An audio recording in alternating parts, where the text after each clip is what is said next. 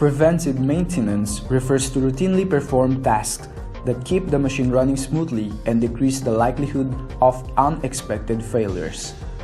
It also extends the life cycles of components, reducing the cost associated with eventually replacing these parts and the downtime required to perform this work. Experts say you should perform routine maintenance on your 3D printer about every 1500 hours or every 2 months. This is true, but you should also perform maintenance before and after each print. The frequency of preventive maintenance checks depends on the frequency of use. The more frequent a machine is used, the more often preventive tasks must be performed. Whether you have a direct drive or a Bowden type 3D printer, this video will come in handy, especially maintaining those 3D printers. Because they are almost the same.